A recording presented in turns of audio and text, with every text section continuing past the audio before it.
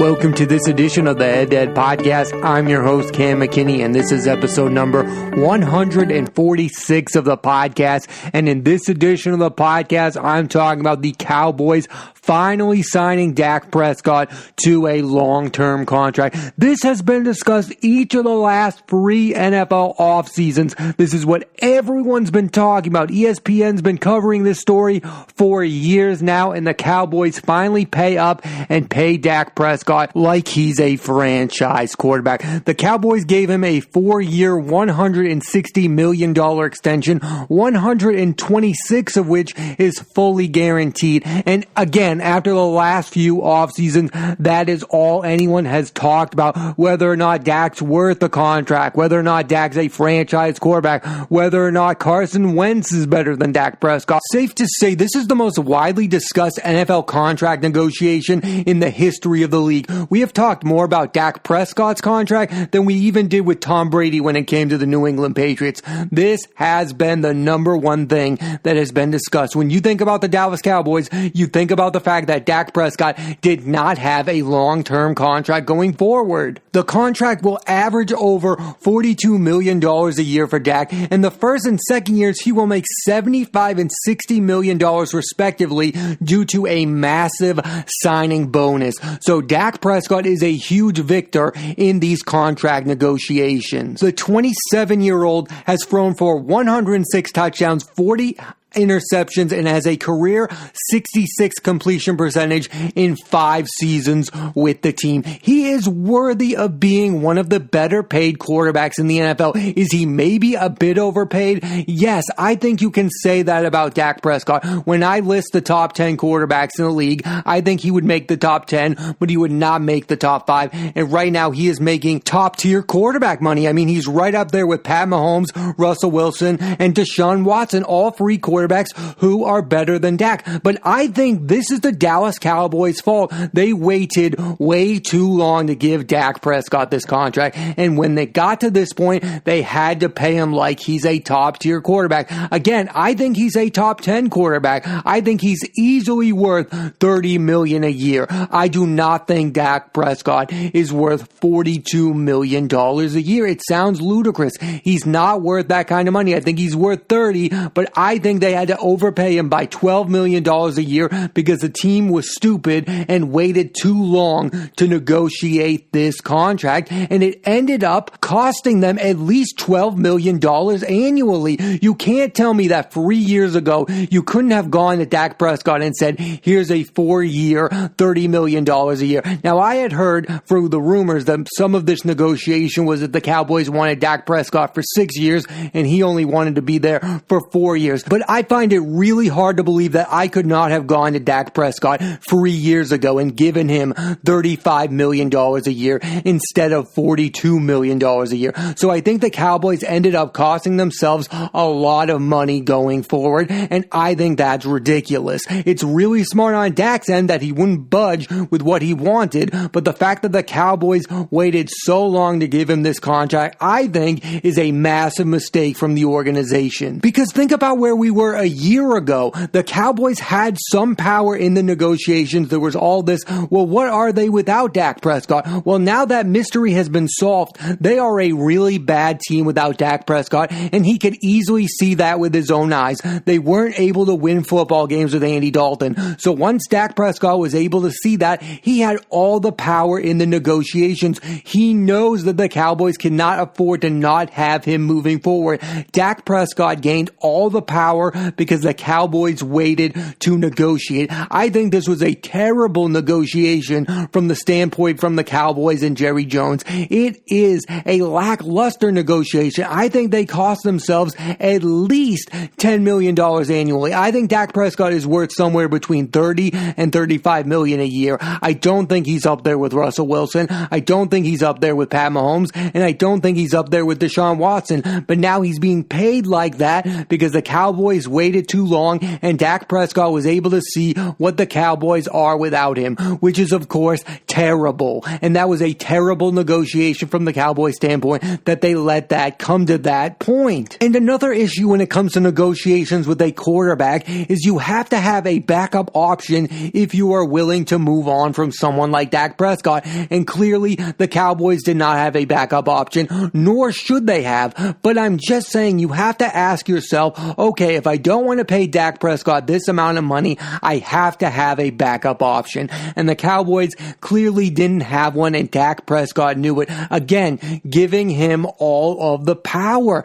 That's how these quarterbacks are getting paid, because they know teams don't want to move on from one that they believe in. And the Cowboys clearly believe in Dak Prescott, and they should believe in Dak Prescott. So again, they gave him all this power. If there is no backup option and nobody wants to move on from a quarterback, because let's be clear, when you move on from a quarterback like Dak Prescott, that is a rebuild. The NFL has gone to a point where you move on from your franchise quarterback, you are a rebuilding organization. The Patriots moved on from Tom Brady, even though he was in his 40s. Guess what? They are now part of a rebuild. They gave up on their franchise quarterback. If the Texans trade Deshaun Watson, that will be a rebuild, because they will be giving up on a franchise quarterback. If the Seahawks trade Russell Wilson, that is a rebuild, because they are trading their franchise quarterback. And when the Saints move on from Drew Brees, unless they get Deshaun Watson, that will be a rebuild. When you lose a franchise quarterback, you are telling everyone you are rebuilding. And that's the harm of this negotiation when it comes to the Cowboys and Dak Prescott. They do not want to be thought of as a rebuild, so they had to pay Dak Prescott a massive amount of money. And good for Dak. He is worthy of a massive contract, somewhere between, again, 30 and 35 million. But I think they cost themselves some money and ended up having to give him $42 million. And I know Dak is coming off of a serious injury, but I think he's worth investing in. I don't think he's a top 5 quarterback, but I do think he's in the top 10. He's ahead of guys like Baker Mayfield, Kirk Cousins, and I think he's right up there with Lamar Jackson. Like, answer this question. If you had to win a big game, who would you want at the quarterback position? Dak Prescott or Lamar Jackson? Even though Lamar Jackson has won an MVP, I think the answer might be Dak Prescott. He feels like a more clutch player than Lamar Jackson. So I do think Dak Prescott is a top tier talent. I would pick him ahead of Lamar Jackson in a big game. I think he's better than Baker Mayfield, and I certainly think he's better than Kirk Cousins. And say what you will about the Cowboys organization. I know they've been dysfunctional over the years. They haven't been to a Super Bowl since the 90s, back when they won it with guys like Troy Aikman, Michael Irvin, and Emmitt Smith. But Jerry Jones and the Cowboys have put a lot of money into this team. They have now paid their free star players handsomely well with Dak Prescott, Ezekiel Elliott, and Amari Cooper. And they hope that those guys will end up winning rings like Aikman, Irvin, and Smith. That's what they're betting on. I'm not sure that's going to happen, but at the very least next year, the Cowboys need to win that division. I mean, right now, that division is really, really bad. The Eagles, who knows what they're going to be without Carson Wentz. They'll have Jalen Hurts as their quarterback. The Washington football team is without a franchise quarterback. The Giants are without a franchise quarterback. Daniel Jones, I don't have high hopes for his career moving forward. The Cowboys need to make a statement and go 10-6 and 11-5 and win that division, and then I'll feel really good about them. But right now, I think that is a huge question mark. They need to prove to me that they can at least be the beast of a really bad NFC East. The Washington football team went 7-9 and won that division. That's what the Cowboys at the very minimum have to do. I think you could go 9-7 and win that division, but I want to see the Cowboys go out and win that division easily at 11-5 or 10-6. I'm not asking a whole lot. I think they should be better against those free teams that have 0 star quarterbacks on their roster. Washington's without a quarterback. Again, New York is without a franchise quarterback, and the Eagles, we think, are without a franchise quarterback. So Dak Prescott is now being paid elite money. He should go out there and win this division, and I have absolute faith that that is what he's going to do if healthy. I predict Dak Prescott and the Cowboys will easily run away with this division. They have the best quarterback. Ezekiel Elliott needs to have a bounce-back season. Amari Cooper is one of the better receivers in the league, and him and Dak Prescott have really good chemistry. I think Dak and the Cowboys are easily going to win this division. But the biggest question I have about them is not at those positions. It's not Dak, it's not Cooper, and it's not even Ezekiel Elliott. It's Mike McCarthy as their head coach. I know this guy has won a Super Bowl, but his first year with the Cowboys was a huge disaster, and I know he was out without Dak Prescott, but they looked unimpressive. Even without Dak Prescott, I think the Cowboys had enough talent to win that division, and Mike McCarthy was not able to do that. So now I have doubts about Mike McCarthy as a head coach. He was able to have all that success because he had Aaron Rodgers. Without a star quarterback, he looked really bad. Now I give him back Dak Prescott. Do I think he could win the division? Yes. But if they get to the postseason, I don't have a huge amount of faith in Mike McCarthy being an X factor in the Cowboys trying to win a Super Bowl. I think he is a guy who was just a bad retread hire. I didn't like the hire at the time, and now I'm being proven right. Listen, I know Mike McCarthy had a lot of success, but I think a lot of that was due to Aaron Rodgers. And now he has this Cowboy roster that is really talented on offense, but kind of weak on defense. And that's not the type of team that's going to win a Super Bowl with Mike McCarthy as their head coach. You've invested in Dak, you invested in Ezekiel Elliott, and you invested in Amari Cooper. And if the Cowboys don't start this season off well, I think they need to move on from Mike McCarthy immediately. I don't see Mike McCarthy getting past year 3 or year 4 with the Cowboys, and I could easily see him being fired in year 2. That's how bad the end of last year was for the Cowboys. I had zero faith in them making the postseason. I thought the Giants had a better chance of making the postseason than the Dallas Cowboys, and the team that ended up getting there was the Washington football team. That's embarrassing if you're the Cowboys or a Cowboy fan, that those two teams had better playoff chances than the Dallas Cowboys. And I think we can all agree that the Cowboys need to address their issues on defense. The issue is, now that you pay Dak a massive amount of money, how much money are the Cowboys going to have to get big-time free agents this offseason? There might not be a huge improvement when it comes to the talent on their defense or offense. So the Cowboys are going to have to win with what they have right now. And what they have right now, I think, is good enough to win the division, but it's not good enough to be better than the Packers. It's not good enough to be better than the Saints if they have a star quarterback. So again, my prediction would be the Cowboys go 10-6 or 11-5, win the division, easily make the postseason, and then probably get bounced out of the first round.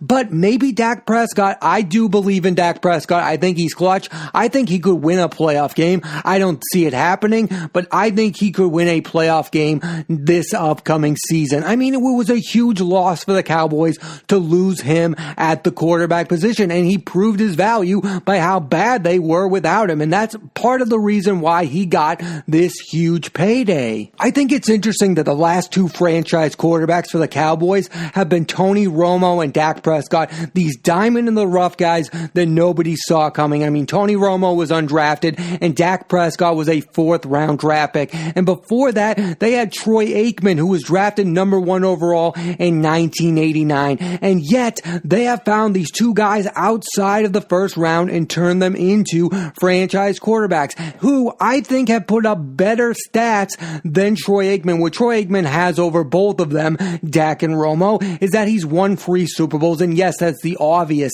Dak Prescott has yet to win a Super Bowl. Tony Romo was never able to get to the big game, but they did put up better stats than Troy Aikman. And I think it's fair to point out that Dak and Romo have not played with the offensive weapons that Troy Aikman played with. I mean, Troy Aikman played with Michael Irvin and Emmitt Smith, and on defense he played with Deion Sanders and Charles Haley. Those guys have never played with that type of top-tier talent. I mean, Romo played with Dez Bryant, Miles Austin, Jason Witten. Dak has played with Dez. He's played with Amari Cooper, but he's never played with Hall of Fame caliber guys. Ezekiel Elliott is up there, but he hasn't been like Emmitt Smith great. I mean, Romo and Dak have both played with great players, but they have never played with Hall of Fame talent that Aikman played. I think Aikman is a better quarterback than both of them. I mean, he won the big games, but stats-wise, I think Romo and Prescott are better than Troy Aikman. And I think it's good for the league when teams find these type of guys, these guys that were not the obvious hits, because I think year in and year out,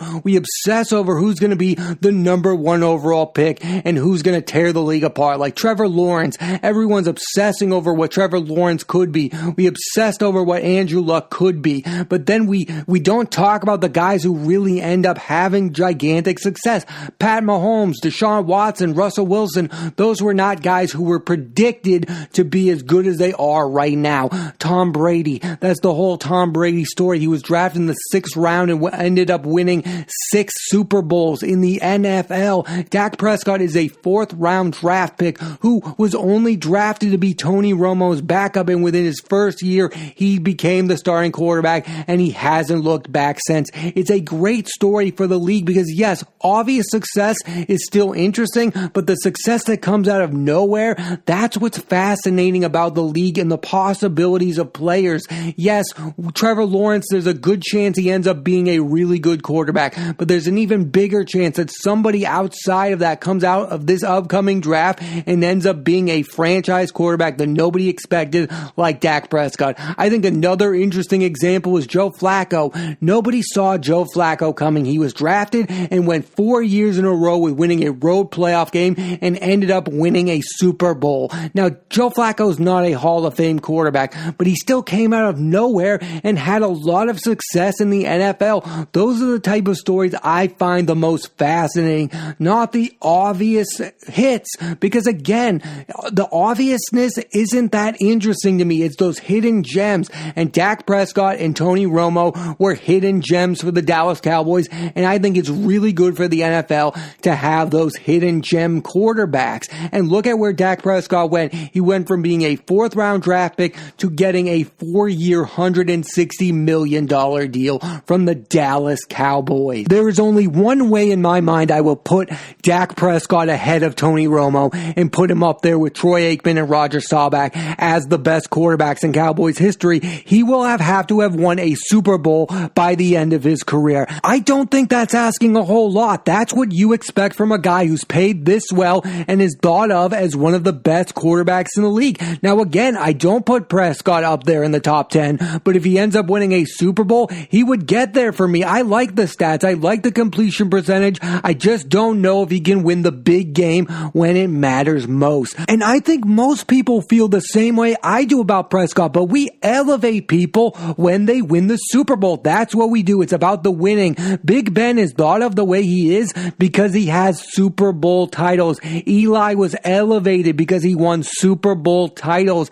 Dak Prescott is a really good statistical quarterback, but to be elevated into the top 5 of quarterbacks in the NFL, I need Dak Prescott to at the very least get to the big game and probably end up winning it for me to put him in my top 5 quarterbacks in the NFL. And I think he's capable of doing it. I don't think he's on the perfect team right now to compete for a Super Bowl, but I wouldn't be surprised by the end of his career, Dak Prescott brings home a Super Bowl title to the Dallas Cowboys. The Cowboys need to start winning again because they don't feel like they've been America's team since the late 1990s, and that's been a really long time. Yes, they've had really nice teams with Romo and Dak as their quarterbacks, but they need to get back to winning Super Bowl titles because they've been lapped by other teams. I mean, the Giants have won 2 Super Bowls since the Cowboys last won one. The Patriots have won 6. The Packers have won. The Steelers have won. The Chiefs look like they could be the next dynasty in the NFL. Tampa Bay just won a Super Bowl. The Cowboys need to get back to winning if they want to prove that once and for all, they are America's team. Because when you think of winning football right now, you don't necessarily think about the Dallas Cowboys. And that's the impossible mission that Dak Prescott is about to go on with re-signing with the Cowboys. With all this contract is about to come all this pressure for him to elevate the Cowboys and get them back to the Super Bowl. And that's not an easy task because again, I think he's being coached by a guy who's not very good in Mike McCarthy. McCarthy. It's going to be hard for Dak Prescott, but I do believe in him as a franchise quarterback, and I'm glad he finally got paid because he deserved to get paid. And I think the Cowboys cost themselves a few million with this terrible negotiating tactic. We all knew they needed to keep Dak Prescott. It was the most obvious thing in all of football. They had no power in the situation. They were coming off of a year where they looked terrible without him, so the only answer for them was to sign Dak Prescott. Now that negotiation is over, we need to start asking the other tough question about the Dallas Cowboys. Are they in a position to win their first Super Bowl title since 1995? My straight answer is no, but maybe I will be proven wrong. Maybe Dak Prescott is all they need. They have Prescott, they have Elliott, they have Amari Cooper. It's time for the Cowboys to win again and prove they are America's team. Thanks for listening to this edition of the Head to Head Podcast. I'm Cam McKinney. There'll be a new episode of the podcast every Monday on Apple Podcasts and iTunes. So please rate, review, and subscribe.